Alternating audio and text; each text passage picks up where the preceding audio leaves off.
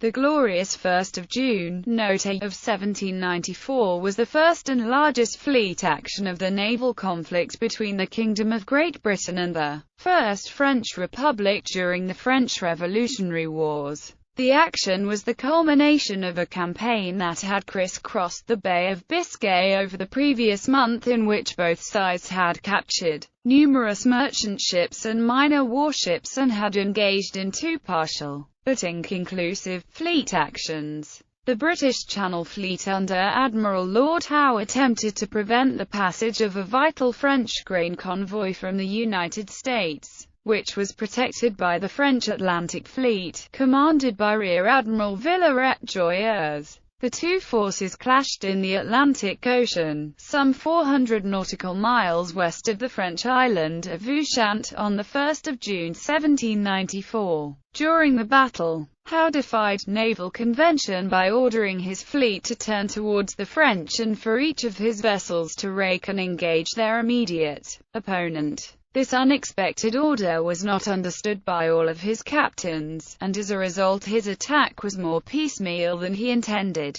Nevertheless, his ships inflicted a severe tactical defeat on the French fleet. In the aftermath of the battle, both fleets were left shattered, in no condition for further combat. Howe and Villaret returned to their home ports. Despite losing 7 of his ships of the line, Villaret had bought enough time for the French grain convoy to reach safety unimpeded by Howe's fleet, securing a strategic success. However, he was also forced to withdraw his battle fleet back to port, leaving the British free to conduct a campaign of blockade for the remainder of the war. In the immediate aftermath, both sides claimed victory, and the outcome of the battle was seized upon by the press of both nations as a demonstration of the prowess and bravery of their respective navies. The glorious 1st of June demonstrated a number of the major problems inherent in the French and British navies at the start of the Revolutionary Wars.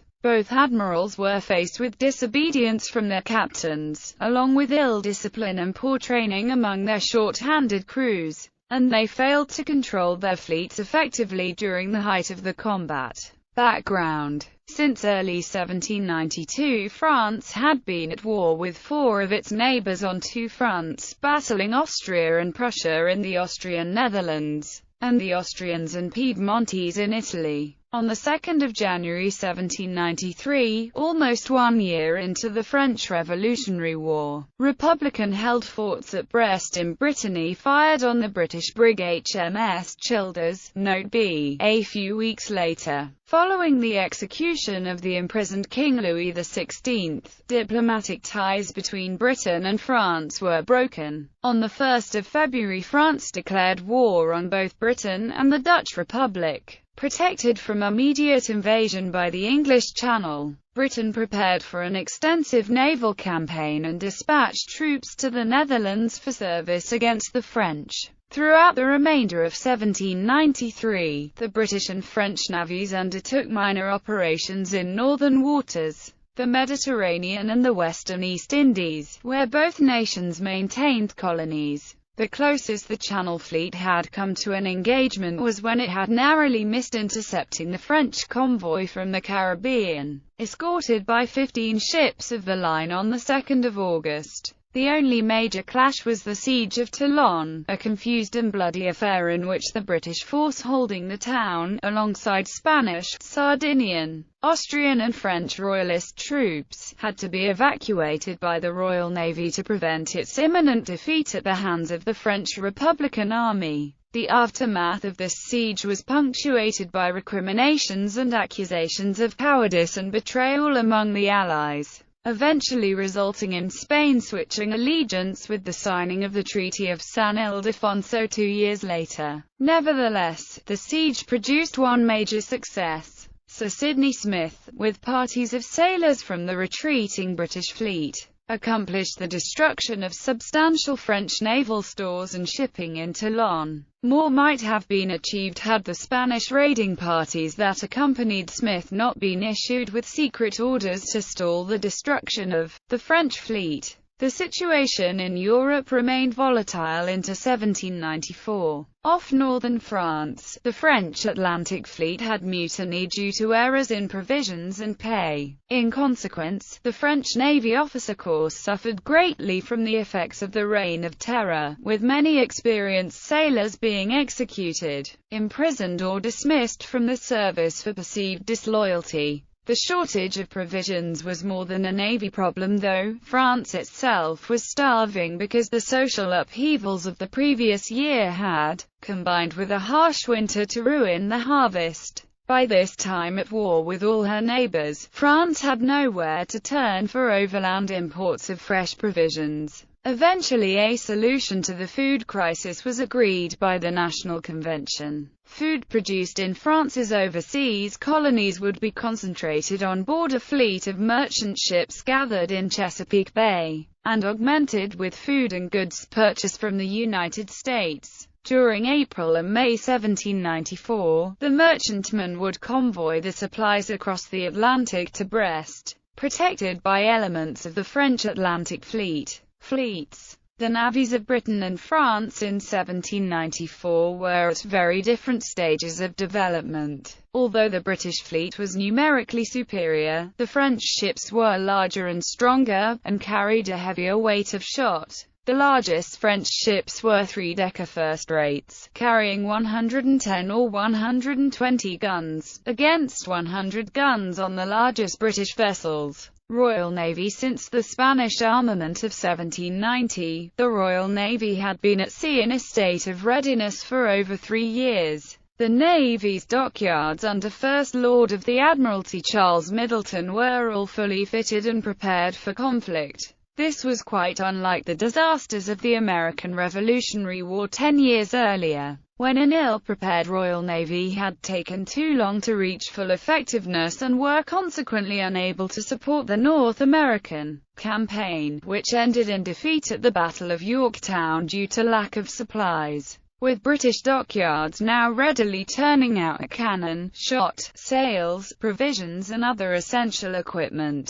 the only remaining problem was that of manning the several hundred ships on the Navy list. Unfortunately for the British, gathering sufficient manpower was difficult and never satisfactorily accomplished throughout the entire war. The shortage of seamen was such that press gangs were forced to take thousands of men with no experience on the sea, meaning that training and preparing them for naval life would take quite some time. The lack of Royal Marines was even more urgent, and soldiers from the British Army were drafted into the fleet for service at sea. Men of the 2nd Regiment of Foot, the Queen's and the 29th Regiment of Foot served aboard Royal Navy ships during the campaign. The Descendant Regiment still maintained the battle honour, the 1st of June 1794. Despite these difficulties, the Channel Fleet was possessed of one of the best naval commanders of the age. Its commander-in-chief, Richard Howe, 1st Earl Howe, had learned his trade under Sir Edward Hawke and fought at the Battle of Quiberon Bay in 1759. In the spring of 1794, with the French convoy's arrival in European waters imminent, Howe had dispersed his fleet in 3 groups. George Montagu, in HMS Hector, was sent with 6 ships of the line and 2 frigates to guard British convoys to the East Indies, West Indies and Newfoundland as far as Cape Finisterre. Peter Rainier, in HMS Suffolk and commanding 6 other ships, was to escort the convoys for the rest of their passage. The third force consisted of 26 ships of the line, with several supporting vessels, under Howe's direct command. They were to patrol the Bay of Biscay for the arriving French Navy. In contrast to their British counterparts, the French Navy was in a state of confusion. Although the quality of the fleet's ships was high, the fleet hierarchy was riven by the same crises that had torn through France since the Revolution 5 years earlier, with the Terror resulting in the death or dismissal of many senior French sailors and officers. Political appointees and conscripts, many of whom had never been to sea at all, let alone in a fighting vessel, filled the Atlantic Fleet. The manpower problem was compounded by the supply crisis which was affecting the entire nation. with the fleet going unpaid and largely unfed for months at times. In August 1793, these problems came to a head in the fleet off Brest, when a lack of provisions resulted in a mutiny among the regular sailors. The crews overruled their officers and brought the ships into harbour in search of food, leaving the French coast undefended.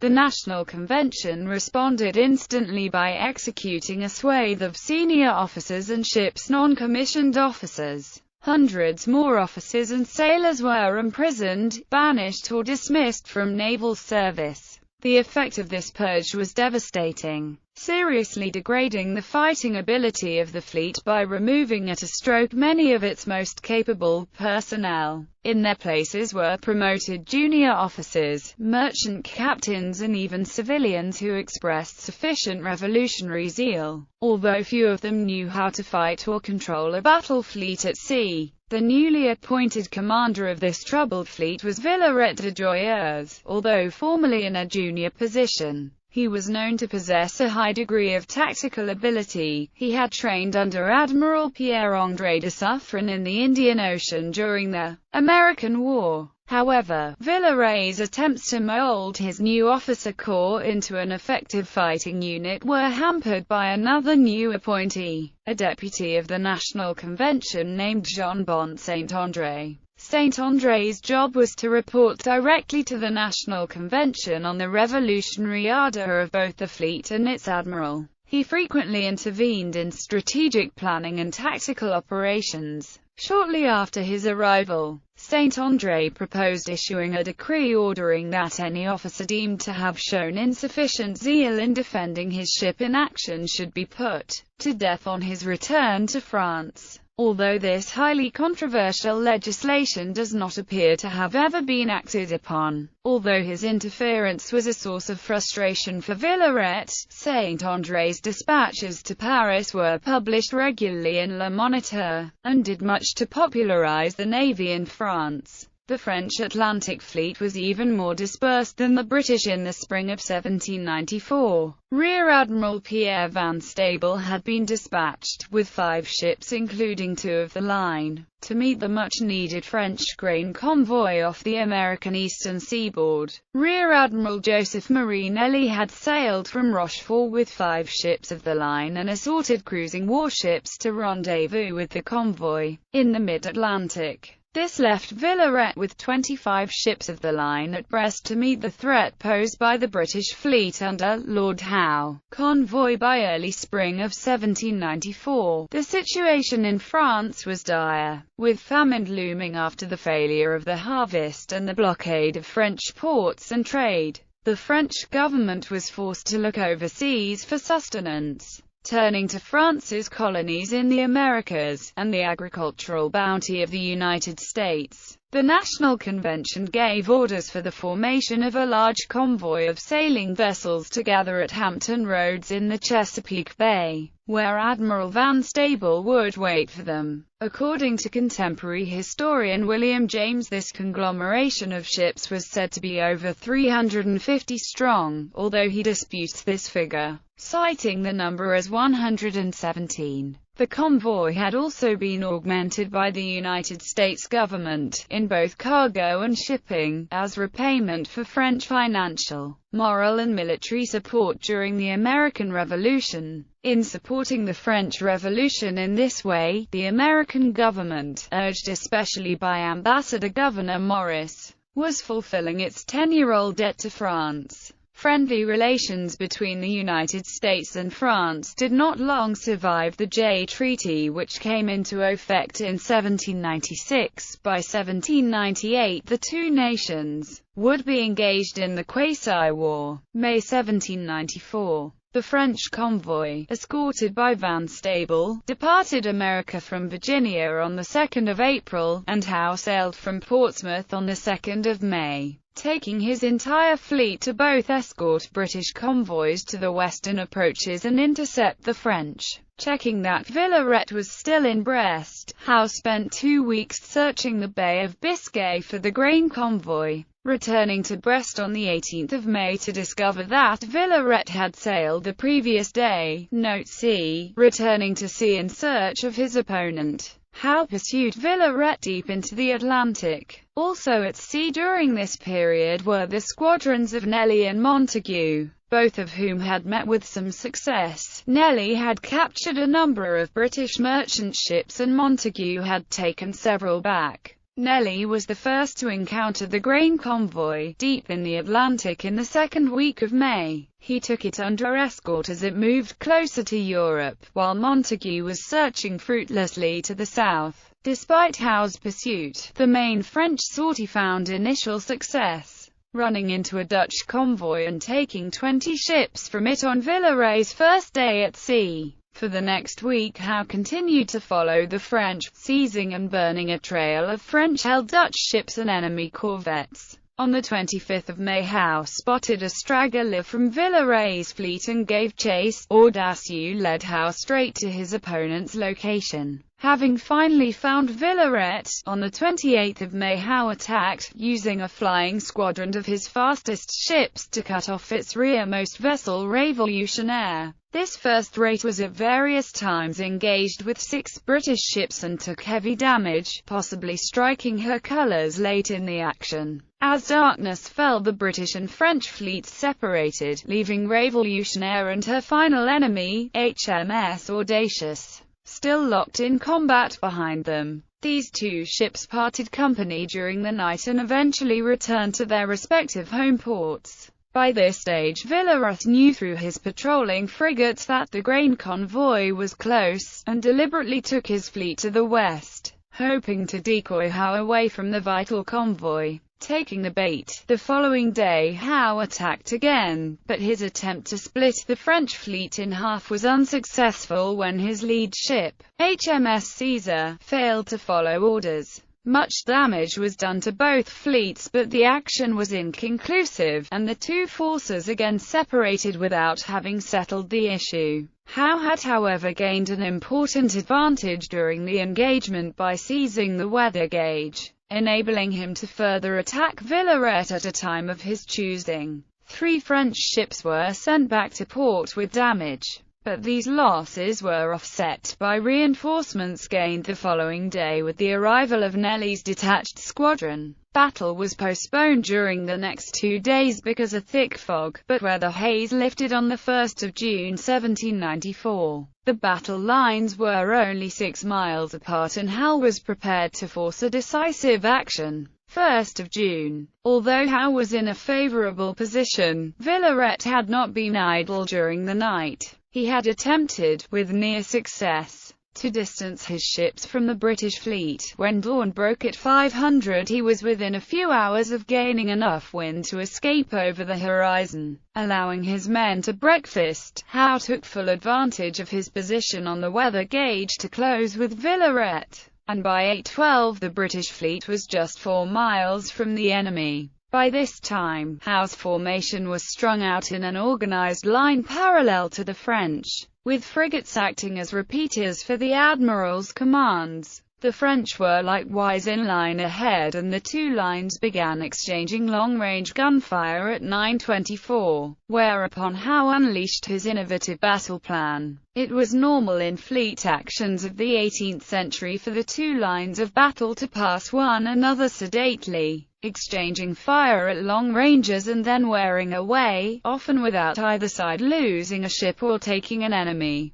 In contrast, Howe was counting on the professionalism of his captains and crews combined with the advantage of the weather gauge to attack the French directly, driving through their line. However, this time he did not plan to maneuver in the way he had during the 2 previous encounters, each ship following in the wake of that in front to create a new line arrowing through his opponent's force. Instead, Howe ordered each of his ships to turn individually towards the French line, intending to breach it at every point and raid the French ships at both bow and stern. The British captains would then pull up on the leeward side of their opposite numbers, cutting them off from their retreat downwind, and engage them directly, hopefully forcing each to surrender and consequently destroying the French Atlantic fleet.